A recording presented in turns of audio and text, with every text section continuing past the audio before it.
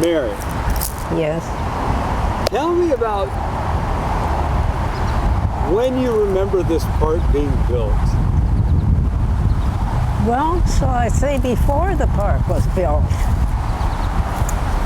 This was a lot. It belonged to Dad. Over there, to the right, was a lady that was elderly by the name of Mrs. Newell. She lived alone for a short time. Then she had a caretaker. And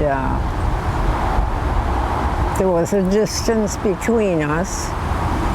And we would go visit. Mother would bake cookies or something and bring over to her.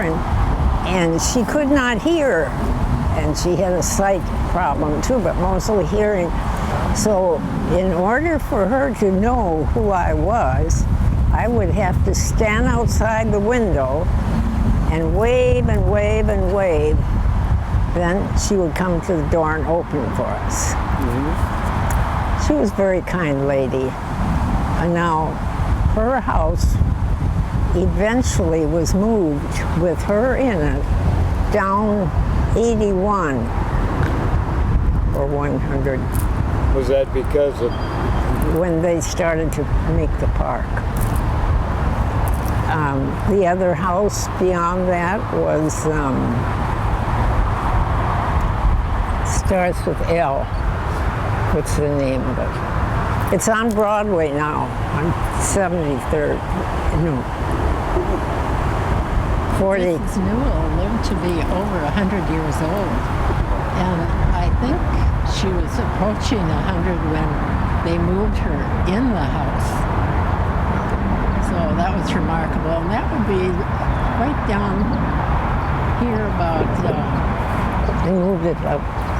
I'd say her house was where the tunnel is, maybe. And it was like an estate with a road going in and trees planted, big stately trees on each side of the road going in. Okay. And she also had a buggy where she kept all her buggies in a special shed, pretty fancy ones. So that's part of the history of this area. We could go look at the buggy and buggies, but don't touch, which we did, so we were allowed to do that. How old were you when they began building the park?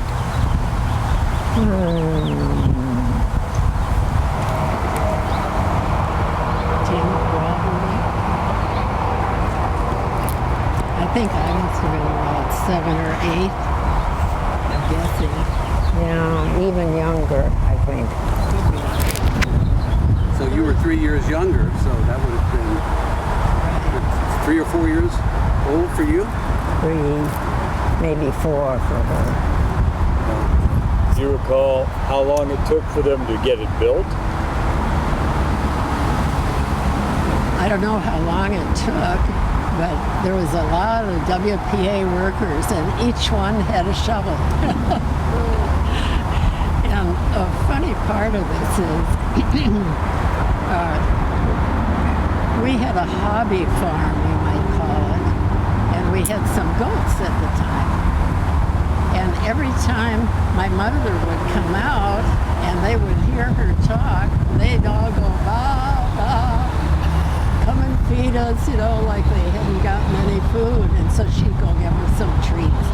Well, the WPA workers, they got to see this. So they started, and when they heard her voice, they'd say, "Bah, bah." Bring us some And she was treats. so embarrassed, she'd run back in the house, But they were looking for a treat too, I guess.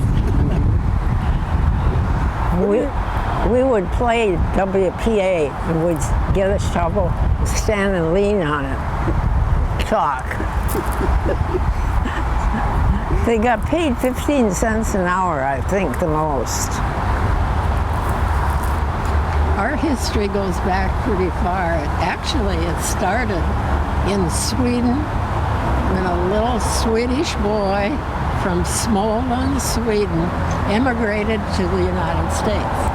That was my father. Age 7. And he grew up here in Minnesota, and he did some logging business out around Lake Tahoe, and went into the Navy and served in the Navy and traveled around the world, you know. And when he came back, he decided, I'd better sit down some roots. And so he was looking for land, and this was available at the time. So he bought this parcel of land, and it went way down, I don't know just how far now, almost to the lake. Well then, when the work was started for the highway there, it was called Highway 52 at that time. And that's when they had to cut pieces of the parcel, you know, for the road. And that's when they also started for the park here. It was at that time. Well, then 52 was then afterwards known as Highway 81. Well, now they call it 81 and near Boulevard.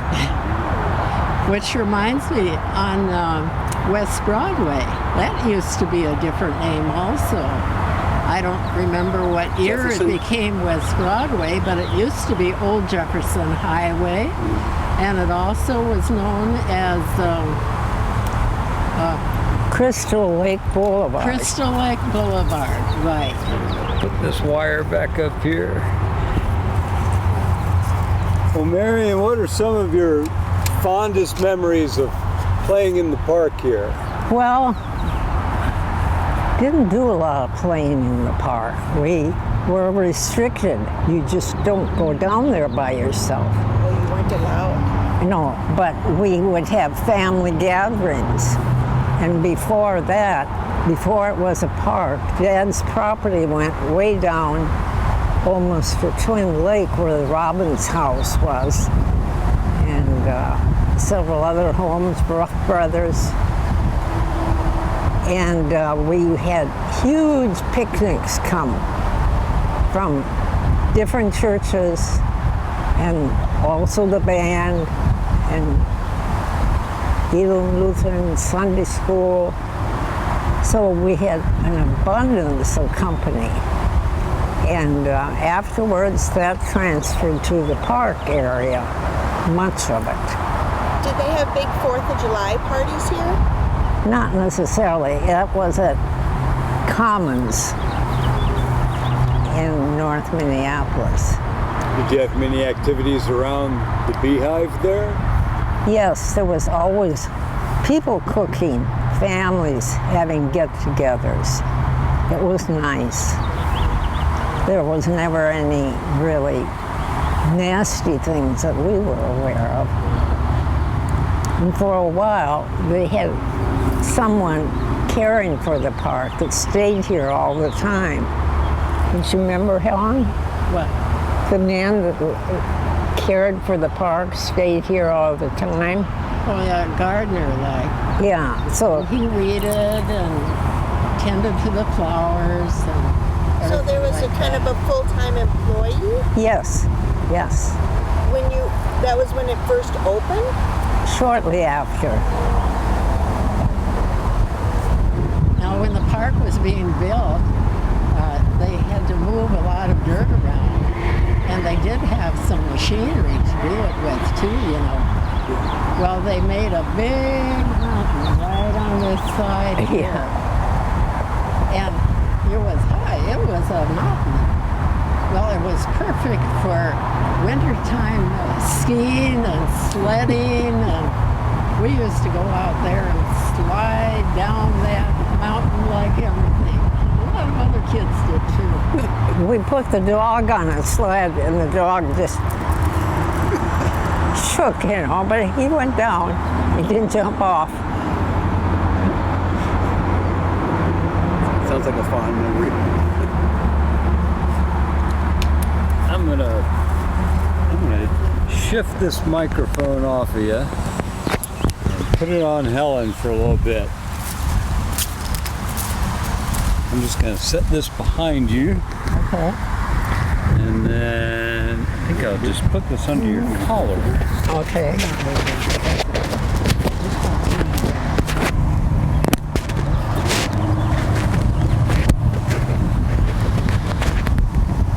day for sailing with all this wind. Yeah, I think that'll work. Not used to it being quite this windy. Oh, it's nice and breezy. Yeah, good air. Cool. Good air. It does that. I had a question. Where did the guy who caretakes, after the park opened and he was kind of the gardener, where did he stay? Did he live nearby? No, I don't He was with Linda.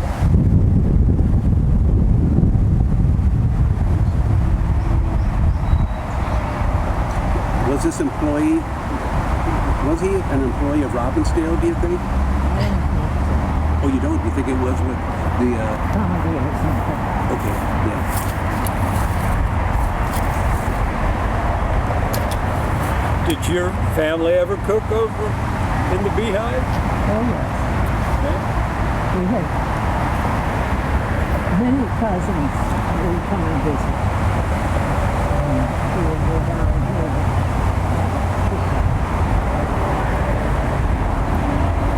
Oh, what a crowd we would have here on the weekend. Saturday and Sunday. They would park completely full on both sides of the road, the whole way around our property, on the other side.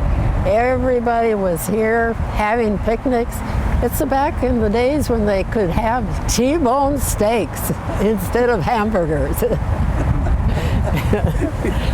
And I remember our band from high school, we had our breakfast and picnic here, and everybody really enjoyed that, And at that time, then we'd use the beehive and a lot of picnic tables.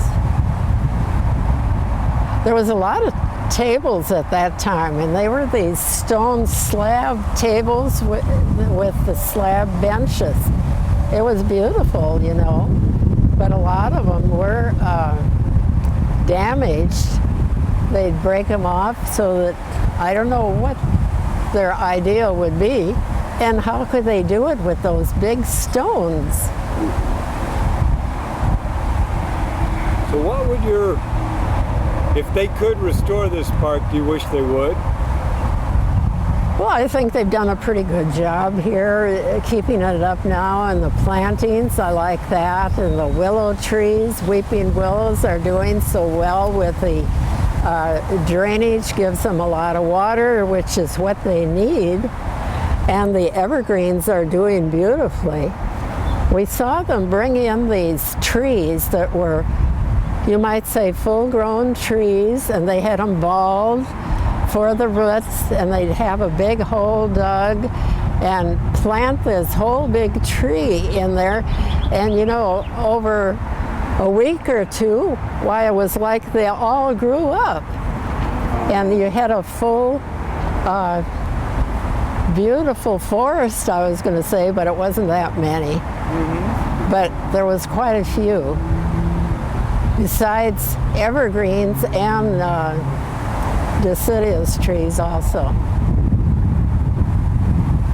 Did you enjoy the waterfall and the fountain and the two ponds? Yes. It was just nice. Beautiful. And I think the two of us were there one time. There was this young couple. And he took her hand, and he was sitting there, and he proposed marriage to her. And we were peeking and giggling, watching and cheering on, kissed her. And it was a very nice memory. Sure. I would imagine that there have been several marriages, ceremonies in this park. You don't remember that? No.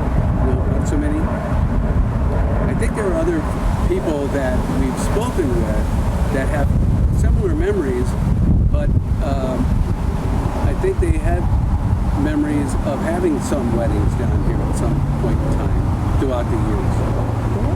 But I can see where it would be a beautiful setting Yes, for a it wedding. was very nice Yeah. and well kept. Well, back to Neil's question again. If things could be done and money wasn't an issue, would you like to see the 2 ponds restored and the waterfall and the water fountain, or do you think that's just something that be left in the past? Do you think people will use it? That's a very good question. Really, that's a very good question. That's the point. I think so, but I guess only time would tell if it was restored to that quality again, to its original state. Is there enough room to restore it? Or is it so close now to the highway that the noise would overtake? Well, that is one issue too, but I think that there are so many parks around where there's highways and major roads that I think we just kind of learn to not necessarily turn the sound off, but we're just accustomed to it. It's no longer that peaceful, serene, bucolic setting that it was. So I think we would have to put up with the noise, but then again, it's something that we just kind of... Noise and the smell. And the smell too. Odors. Yeah, Depending on wind. that's right, yeah. I live on 43rd up there, 42nd. And there are people that come and walk by with their dogs. And I say hi if I'm not working and we talk. And they live in the different apartment buildings. And they say, oh, I went for a walk to the park. I'm taking my dog for a walk to the park. And then there'll be 2, 3 children and the father and mother going for a walk. So I really think it's used more than what we realize. Yeah. And these people are thankful to have a park station. Yeah. Main Street of Robbinsdale is very, very old. I think one of the oldest organizations is the meat market. Must be 100 years old. And when we would buy, go there, we would buy meat. The floor was covered with sawdust up to my ankle. And I would just scoop that sawdust with piles still where I very unusual for me. There were no people of color in our area. I had never seen or heard or knew of a colored person. Well, in the middle of the floor, they had a huge barrel that was filled with peanuts that were in the shell. Well, being a child, I suppose I was about 6. 5 maybe, because I wasn't in school yet. And I would play with those. And all at once, a lady's hand came over and put her hand on mine and said, little girl, you're spilling some of that on the floor. Well, the hand was brown. I looked up at her, and then my dad came over, and I said, Daddy, that lady's hand is brown, but her teeth are white, her tongue is red, everything else is brown. And Dad said, that's just the way God made her, he said. She's the same as you and I. Well, I carried on.